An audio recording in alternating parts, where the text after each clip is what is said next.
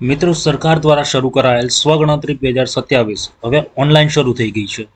આ વિડીયોમાં step by step બતાવીશ કે રજિસ્ટ્રેશનથી લઈને ECID મેળવવાની સંપૂર્ણ પ્રક્રિયા કેવી રીતે કરવી. નમસ્કાર મિત્રો, હું છું ડોક્ટર સ્નેહલ વરસાદ અને આપ અત્યારે જોઈ રહ્યા છો મારી ઓનલાઈન ગુરુ ડોક્ટર એસ કુમાર યુટ્યુબ ચેનલને. સૌથી પહેલાં આપણે કોઈ પણ ઇન્ટરનેટ બ્રાઉઝરને ઓપન કરીશું. જેમ કે અહીં હું ગૂગલ ક્રોમ બ્રાઉઝરને ઓપન કરી રહ્યો છું અને ગૂગલ સર્ચ એન્જિનની અંદર ટાઈપ કરવાનું છે અહીં આપણે ac.census.gov.in. તો તેને આપણે ક્લિક કરીશું. તેનું ઇન્ટરફેસ કંઈક આ રીતનું આપણને શો થશે. આમાં સૌપ્રથમ આપણે આપણું રાજ્ય સિલેક્ટ કરવાનું છે, સ્ટેટ. ત્યાર પછી કેપ્ચા કોડ અને વેરીફાઈ એન્ડ પ્રોસીડ ઉપર ક્લિક કરીશું.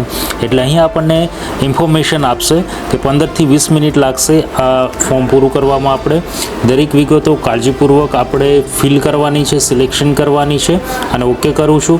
એટલે સૌથી પહેલાં અહીં name of the head of household એટલે કે તમારા ઘરના મુખ્ય વ્યક્તિનું નામ અહીં લખવાનું છે. મોબાઈલ નંબર અને ઈમેલ ઓપ્શનલ છે, પણ મુખ્ય વ્યક્તિનું નામ અને મોબાઈલ નંબર કમ્પલસરી છે.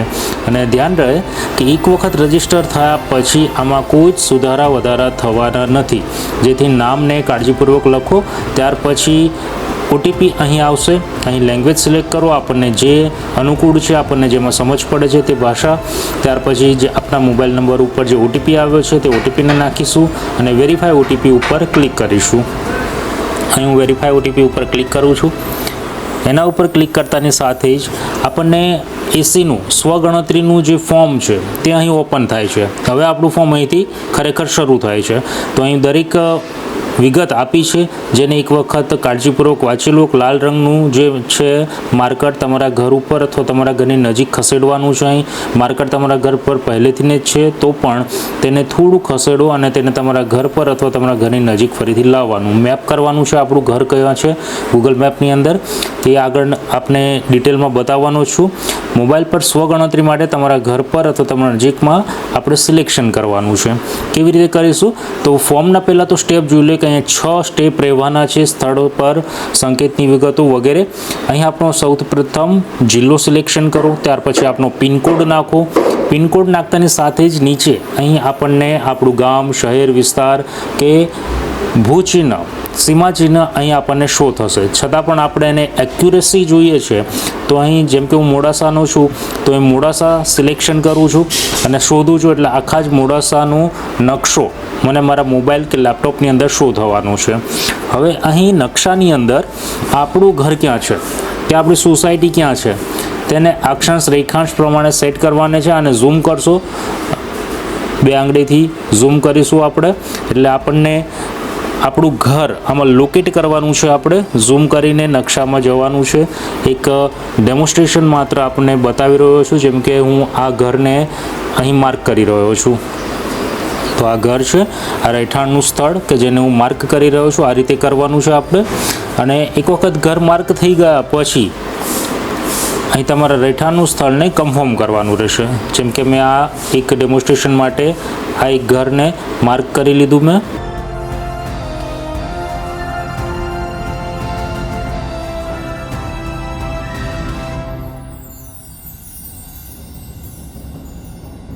ઘર યાદીની કામગીરી સ્વગણતરી. આ સ્વગણતરી છે, એક્યુરેસી જેટલી આપ કરશો તેટલું આપના માટે અનુકૂળ રહેશે. તો અહીં મારા રહેઠાણનું સ્થળ મેં લોકેટ કરી દીધું છે.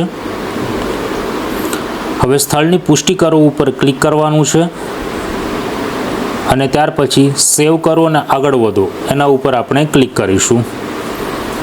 પહેલા સ્ટેપની અંદર આપણા સ્થળને ખાલી લોકેટ જ કરવાનું રહેશે. 6 સ્ટેપ છે આ ફોર્મમાં. અહીંયા હા કરો કે સ્થળની પુષ્ટિ કરવાનું છે. તો અહીં તમારું રેખાંશ અને અક્ષાંશ બરાબર છે કે નહીં એક વખત પાછું કન્ફર્મ કરી શકો છો. અહીં હા કરીને નેક્સ્ટ ઉપર કરીશું. હવે છે જનગણના ઘરની સ્થિતિ વિશે. તો અહીં સેકન્ડ સ્ટેપ આપણું ચાલુ થાય છે. જનગણના ઘરની વિગત અહીં આપણે ભરવાની છે. તો આમાં પહેલો જ પ્રશ્ન છે કે જનગણના ઘરના ભોંયતળિયામાં વપરાયેલ મુખ્ય સામગ્રી કઈ છે. જો આપણું કાચું મકાન છે તો માટી હોઈ શકે, લાકડું છે, વાંસ છે, બાકી ઈંટ છે, પથ્થર, સિમેન્ટ, ફ્લોર ટાઇલ્સ છે કે અન્ય છે. તો એ રીતે આપણે અહીં સિલેક્શન કરવાનું છે. હવે આપણે બધે માત્ર ટિક માર્ક જ કરવાના છે. તો અહીં હું મોઝેક ફ્લોર ટાઇલ્સ સિલેક્ટ કરું છું. મારું પાકું મકાન છે તો હું એ રીતે કરું છું. આપનું કઈ રીતનું મકાન છે તે રીતે આપે અહીં સિલેક્શન કરવાનું છે.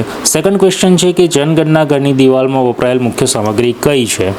તો આપને જે ઘરમાં સામગ્રી હોય તેને આપણે અહીં સિલેક્ટ કરવાનું છે અને એના પછી નેક્સ્ટ ક્વેશ્ચન ઉપર આપણે જઈશું. સેકન્ડ ક્વેશ્ચન, જનગણના ઘરની દિવાલમાં વપરાયેલ મુખ્ય સામગ્રી ઘાસ, ખડ, વાંસ છે, પ્લાસ્ટિક, પોલિથીન છે, માટી, કાચી ઈંટ છે, લાકડું છે, ગરા વિના જડેલ પથ્થર છે, પાકી ઈંટ છે, કોન્ક્રીટ કે અન્ય, આમાંથી સિલેક્શન કરો. એના પછી થર્ડ ક્વેશ્ચન છે, જનગણના ઘરની છતમાં વપરાયેલ મુખ્ય સામગ્રી કઈ છે. દેશી હાથથી બનાવટના નળિયા છે, મશીન બનાવટના નળિયા, પાકી ઈંટ, પથ્થર, સ્લેટ, કોન્ક્રીટ કે અન્ય, આમાંથી જે આપણને લાગુ પડે તે સિલેક્ટ કરો.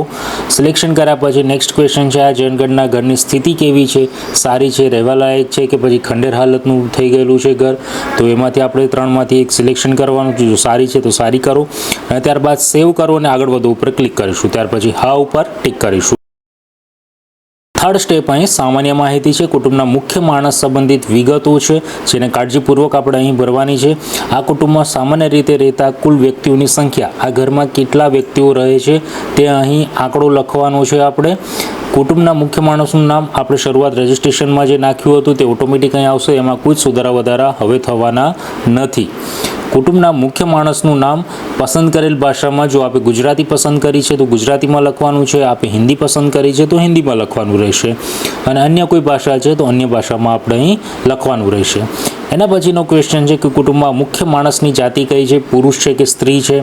જો વિધવા રહે છે તો સ્ત્રી આવશે અને જો પુરુષ છે હેડ ઓફ યોર હાઉસ તો પછી અહીં પુરુષ આવશે. આપણે જે નામ અહીં દર્શાવ્યું છે કુટુંબના મુખ્ય માણસનું નામ તે અહીં આપણે એની જાતિ પસંદ કરવાની રહેશે. મારી ડિટેલ અહીં ફિલ કરી લઉં છું. એના પછી જો અનુસૂચિત જાતિ કે અનુસૂચિત જનજાતિ કે પછી અન્ય જાતિના છો આપ તો આપની જાતિ અહીં પસંદ કરવાની છે. અનુસૂચિત જાતિ છો તો તેના ઉપર, અનુસૂચિત જનજાતિ છે તો તેના ઉપર અને સિવાયની છે જાતિ તો અન્ય ઉપર ટિક કરીશું. આ ઘરના માલિકીનો દરજ્જો આપનો કેવો છે કે માલિકીનું ઘર છે, ભાડાનું, પરંતુ બીજે માલિકીનું ઘર છે, આપને ભાડાનું છે અને બીજે માલિકીનું મકાન નથી તો એ રીતે, અને અન્ય છે તો અન્ય. આ રીતે આપણે અહીં સિલેક્શન કરવાનું રહેશે. હવે રહેવાના ઉપયોગમાં આવતા ઓરડાની સંખ્યા કેટલી છે અહીં ખાસ યાદ રાખવાનું છે. ઓરડાની સંખ્યા રહેવામાં ઉપયોગમાં આવતા તો અહીં રસોડું નથી કરવાનું, વરંડો નથી કરવાનો, સંડાસ બાથરૂમ અહીં સિલેક્શન નથી કરવાનું, શૌચાલય, સ્ટોરરૂમ, આવવા જવાનો રસ્તો કે વરંડાનો સમાવેશ આમાં કરવાનો નથી. માત્ર બેડરૂમ કેટલા છે આપના એટલા જ અહીં આપણે લખવાના છે. અહીં ડ્રોઈંગ રૂમ પણ કેલ્ક્યુલેટ થઈ જશે. એટલે જો 2 BHK આપનું ઘર છે તો 3 અહીં ઓરડાનો સમાવેશ થશે. નેક્સ્ટ ક્વેશ્ચન કે આ કુટુંબમાં રહેતા પરિણીત દંપતીઓની સંખ્યા, મેરિડ કપલ કેટલા ઘરમાં રહે છે તો તેનો આંકડો અહીં લખવાનો છે. જેમ કે મમ્મી પપ્પા અને એક હસબન્ડ વાઈફ, એમના છોકરાઓ અને વહુ રહે છે તો અહીં 2 કપલ આવશે. જો 2 છોકરા અને 2 વહુઓ છે તો 3 આવવાના છે અને ત્યાર પછી સેવ કરો અને આગળ વધુ ઉપર આપણે ટિક કરીશું. એટલે આ સ્ટેપ આપણું કમ્પ્લીટ થયું. કુટુંબમાં ઉપલબ્ધ સુવિધાઓ, આપણું 5મું અહીં સ્ટેપ આવી ગયું. પીવાના પાણીનો મુખ્ય સ્ત્રોત આપનો કયો છે. જો 2 કે વધુ સ્ત્રોતમાંથી પીવાનું પાણી મેળવતા હોય તો જે સ્ત્રોતમાંથી વધુમાં વધુ અને વર્ષના મોટા ભાગ દરમિયાન જે સ્ત્રોતનો ઉપયોગ કરાતો હોય તેને નોંધવાનો છે આપણે અહીં. તો અહીંથી સિલેક્શન કરવાનું છે કે શુદ્ધિકરણ પ્રક્રિયા કરેલું નળનું પાણી આપ પીવો છો, જેમ કે આરોનું પાણી પીવો છો. શુદ્ધિકરણ પ્રક્રિયા કર્યા વગરનું નળનું પાણી ડાયરેક્ટ પીવો છો આપ, કૂવાનું, હેન્ડપંપ, ટ્યુબવેલ, ઝરણું, નદી નહેર, આમાંથી આપ કયા પાણીનો ઉપયોગ વધારે કરી રહ્યા છો તેને ટિક કરવાનું છે, સિલેક્શન કરવાનું છે. એના પછી હવે નેક્સ્ટ ક્વેશ્ચન છે પીવાના પાણીના સ્ત્રોતની ઉપલબ્ધતાનું અંતર પરિસરની અંદર છે, પરિસર નજીકમાં કે દૂર. હવે આની ગણતરી કેવી રીતે કરીશું તો જો 100 મીટરમાં છે શહેરી વિસ્તારમાં તો તે પરિસરમાં કહેવાશે અને ગ્રામ્ય વિસ્તારમાં 500 મીટરમાં. નેક્સ્ટ, પ્રકાશનો મુખ્ય સ્ત્રોત આપનો કયો છે. છેલ્લા 12 મહિનામાં મોટાભાગનો સમય દરમિયાન આપ શેનો ઉપયોગ કરી રહ્યા છો. વીજળી, કેરોસીન, સૌર ઉર્જા, અન્ય તેલ છે, અન્ય કોઈ કે પછી પ્રકાશ છે જ નહીં તો એમાંથી આપણે સિલેક્શન કરવાનું છે. નેક્સ્ટ ક્વેશ્ચન, શૌચાલયનો ઉપયોગ. અહીં આપ જો શૌચાલય આપના પરિસરમાં છે તો હા કરો. ખાસ કરીને ફક્ત કુટુંબના ઉપયોગ માટે છે, અન્ય કુટુંબ સાથે વહેંચાયેલું છે કે પછી આપ જાહેર શૌચાલયનો ઉપયોગ કરો છો તો એમાંથી સિલેક્શન કરો અને નથી તો ના ખુલ્લામાં. ત્યાર પછી શૌચાલયનો પ્રકાર. તો કઈ ટાઈપનું છે? ફ્લશ ઓર પોર. ફ્લશ શૌચાલયનું જોડાણ છે, પાઇપવાળી ગટર વ્યવસ્થા છે, સેપ્ટિક ટેન્ક છે, કાયમી પાકું બાંધકામવાળું છે, અન્ય પદ્ધતિ છે, કે પછી બે ખાડા પદ્ધતિવાળું શૌચાલય છે આપનું. આમાંથી આપણે જે લાગુ પડતું હોય તે આપણે અહીં સિલેક્શન કરવાનું છે. એટલે આ પ્રશ્ન આપણો અહીં થઈ ગયો. એના પછી નેક્સ્ટ આપણે જઈશું. નેક્સ્ટ છે ગંદા પાણીના નિકાલનું જોડાણ આપને કઈ રીતનું છે? તો બંધ ગટર છે, ખુલ્લી ગટર છે, કે પછી ગટર છે જ નહીં, તો એમાંથી આપણે સિલેક્શન કરવાનું છે. એના પછી પરિસરમાં સ્નાનગૃહની ઉપલબ્ધતા શું છે? જો છે એટલે કે બાથરૂમ છે કે નહીં. જો કુટુંબના સભ્યો નહાવા માટે સહિયારા બાથરૂમ કે છત વિનાના બાથરૂમનો ઉપયોગ કરતા હોય તો પણ તે સુવિધા ઉપલબ્ધ હોવાનું માનવામાં આવશે. એટલા માટે જો આ ટાઈપનું છે તો યસ આવશે. અને એ કયા ટાઈપનું છે સ્નાનગૃહ? છત વિનાનું છે કે છતવાળું, તેમાંથી આપણે સિલેક્શન કરવાનું છે. અને એના પછીનો ક્વેશ્ચન ઉપર જઈએ હવે. સીએનજીના જોડાણની ઉપલબ્ધતા કેવી છે? બંને પ્રશ્નો અહીં કમ્બાઈન છે, એટલા માટે ખાસ કાળજીપૂર્વક આપણે વાંચવાનું છે. રસોડામાં રસોઈ થાય છે ખરી? જો રસોડામાં જ થાય છે તો એલપીજી પીએનજી જોડાણ છે કે પછી નથી, તો એ રીતનું અહીં પ્રશ્નનો જવાબ આપવાનો છે. ઘરની અંદર રસોઈ થાય છે પણ રસોડામાં નથી થતી, તો એમાં પણ બે પ્રકાર છે કે એલપીજી પીએનજી જોડાણ છે અથવા તો જોડાણ નથી, તો એ સિલેક્શન કરો. ખુલ્લામાં થાય છે, ઘરની બહાર રસોઈ થાય છે, ગેસ ઉપર કરતા હોય કે પછી આપ ચૂલા ઉપર કરતા હો, તો તે રીતનું સિલેક્શન. એના પછીનો પ્રશ્ન, રસોઈ માટે ઉપયોગમાં લેવાતું મુખ્ય ઈંધણ કયું છે આપનું? લાકડા, પાક અવશેષ, છાણા, કોલસા, કેરોસીન, એલપીજી, વીજળી, બાયોગેસ, સૌર ઉર્જા. આમાંથી આપને જે લાગુ પડતું હોય તે કરો અને સેવ કરો અને આગળ વધુ ઉપર ક્લિક કરો અને આને હા કરો. હવે લાસ્ટ પાસેની અસ્કયામતો કઈ કઈ છે? રેડિયો, ટ્રાન્ઝિસ્ટર અહીં છે કે? ક્વેશ્ચન છે રેડિયો ઓર ટ્રાન્ઝિસ્ટર. જેમ કે આપનું રેડિયો સેટ છે, મોબાઈલ કે સ્માર્ટફોનમાં સાંભળો છો કે પછી અન્ય ઉપકરણમાં, તો તેને ટિક કરો. હવે તો મોટાભાગે સ્માર્ટફોન્સ આવી ગયા છે એટલે સ્માર્ટફોન આવશે. ટેલિવિઝન જો છે, દૂરદર્શન નિઃશુલ્ક ડિશ છે એટલે કે ડીટીએચ છે, કે પછી અન્ય કોઈ કેબલ કનેક્શન છે, કે પછી જીઓ ફાઈબર યુઝ કરી રહ્યા છો, તે પ્રમાણે સિલેક્શન કરો. ત્યાર પછી ઇન્ટરનેટનો ઉપયોગ કરો છો કે કેમ? યસ. તો કઈ રીતે કરો છો? લેપટોપ કે કોમ્પ્યુટર ઉપર, મોબાઈલ સ્માર્ટફોન ઉપર કે અન્ય કોઈ ઉપકરણ પર, અથવા નથી કરતા તો નો આવશે અહીં. હવે લેપટોપ કોમ્પ્યુટર છે કે કેમ તમારા ઘરમાં? યસ અથવા નો કરો. ત્યાર પછી ટેલિફોન અને મોબાઈલ ફોન, સ્માર્ટફોન આપનો છે કે નહીં? ફક્ત લેન્ડલાઇન હોય તો તેને સિલેક્શન કરો. હવે તો જો કે મોટાભાગે લેન્ડલાઇન નીકળી ગઈ છે, તો ફક્ત સ્માર્ટફોન, તો સ્માર્ટફોન સિલેક્ટ કરો. સ્માર્ટફોન સિવાયનો સામાન્ય ફોન છે તો તેને સિલેક્શન કરો. બંને છે તો બંને સિલેક્ટ કરી શકો છો. એના પછીનો ક્વેશ્ચન છે સાયકલ અને સ્કૂટર અથવા તો મોટરસાયકલ કે મોપેડ આપના ઘરમાં અવેલેબલ છે કે કેમ? સાયકલ, સ્કૂટર કે બંને છે અથવા તો નથી કશું જ, તો નથી ઉપર ટિક કરો.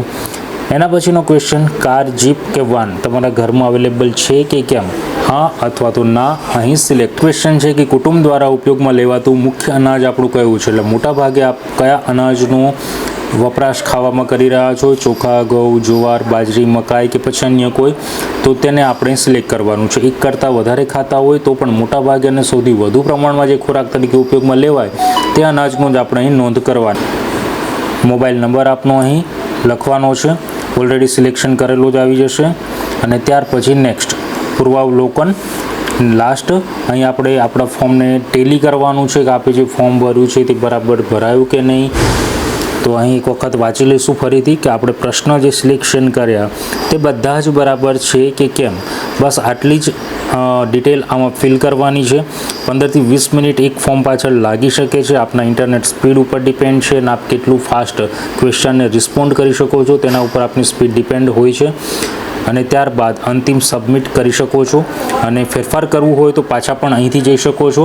ડ્રાફ્ટ તરીકે સેવ કરવું હોય તો પણ કરી શકો છો. હું મારું અંતિમ કરું છું તો અહીં મારો સ્વગણતરી આઈડી એટલે કે એસસી આઈડી જનરેટ થઈ જશે, જેને આપણે નોંધી રાખવાનો છે. અને જૂન મહિનામાં જ્યારે આપના ઘરે કર્મચારી આવે ત્યારે આ આઈડી માત્ર આપે પ્રોવાઈડ કરવાનું છે. યાદ રાખો કે કોઈ ઓટીપી આપે શેર કરવાનું નથી, માત્ર આપે આ આઈડી એસસી આઈડી જ શેર કરવાનું છે. એટલે આપની ગણતરી સ્વગણતરી અહીં થઈ જશે. ઘર યાદીની ગણતરી અહીં કમ્પ્લીટ થઈ જશે. મિત્રો, જો આ વિડીયો પસંદ આવ્યો હોય તો લાઇક કરો, શેર કરો અને વધુ એવી જ માહિતી માટે અમારી ચેનલ ઓનલાઈન ગુરુ ડૉક્ટર એસ કુમાર યુટ્યુબ ચેનલને સબસ્ક્રાઈબ કરો અને જોતા રહેજો. મળીશું આવતા આવા જ કોઈક ઉપયોગી વિડીયો સાથે.